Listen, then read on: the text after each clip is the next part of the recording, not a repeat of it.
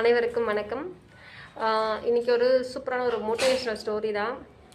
என்ன அப்படின்னு பார்த்தீங்கன்னா, கட்டுப்பாடுகள் வந்து விதிக்கப்பட வேண்டும் அப்படிங்கிறது தான். என்ன அப்படின்னா, ஒரு ஊரில் ஒரு விவசாயி வந்துட்டு அவரோட நிலத்துல ஒரு ஆலமர செடி இருக்கு இல்லைங்களா, அதை கொண்டு போய் அவரோட நிலத்துல வந்து வைக்கிறாரு. ஊன்றி வச்சுட்டு என்ன பண்ணுறாரு, அது வந்து அசைகிற மாதிரி இருக்குது. ஸோ பக்கத்தில் ஒரு குச்சி ஒன்று சப்போர்ட் பண்ணி அதை கட்டி விட்டுறாரு. கட்டி விட்டுட்டு கொஞ்ச நாள் ஆகுது. கொஞ்ச நாள் ஆனதுக்கப்புறம் அதுக்கு வந்து உரம்லாம் போடுறாங்க.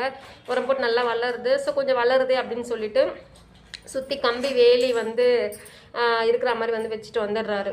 ஸோ அதை சுற்றி இருக்கிற காட்டு மரங்கள்லாம் வந்துட்டு அந்த ஆலமரம் பார்க்குது, என்னது இது நம்மளை சுற்றி இருக்கிற காட்டு மரங்கள்லாம் வந்து இப்படி இருக்குது, அது நம்மளை மட்டும் இந்த விவசாயி இப்படி அடைச்சி வச்சிருக்காரு அப்படின்னு சொல்லிட்டு வந்து யோசிக்குது.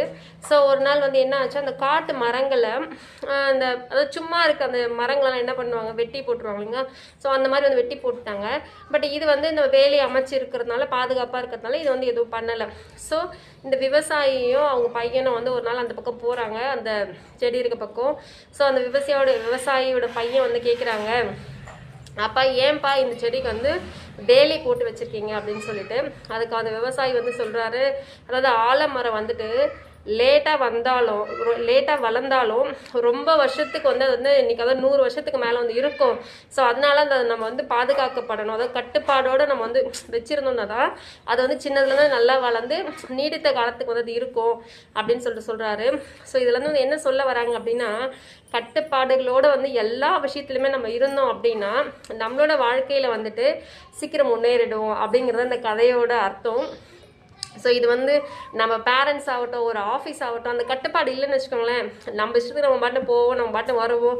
சேம் அஸ் பேரண்ட்ஸும் வந்து அதே தானே. நம்ம பேரண்ட்ஸ் வந்து இப்போ நம்மளை கட்டுப்பாடோடு வச்சுட்டு இருக்கலாம்னு வச்சுக்கோங்களேன், நம்ம என்ன பண்ணுவோம், நம்ம எது வேணான்னு சொல்கிறோமோ அது வேணும்னு சொல்லிட்டு பண்ணுவோம். ஸோ அதுதான் ஒரு காலத்தில் வந்து நம்மளை திட்டுறாங்க அப்படின்னு சொல்லி நம்ம நினச்சிட்டு இருந்தது தான். இப்போ வந்துட்டு ஸோ அவங்க அதை திட்டினதுனால தான் நம்ம இப்போ நல்லா இருக்கும் அப்படிங்கிறதே வந்து புரியுது இல்லைங்களா. ஸோ அதுதான் இந்த கதையோட உள்ளர்த்தம். கதை எப்படி இருக்குன்னு சொல்லுங்கள். லைக் பண்ணுங்கள், ஷேர் பண்ணுங்கள், கமெண்ட் பண்ணுங்கள். தேங்க்யூ.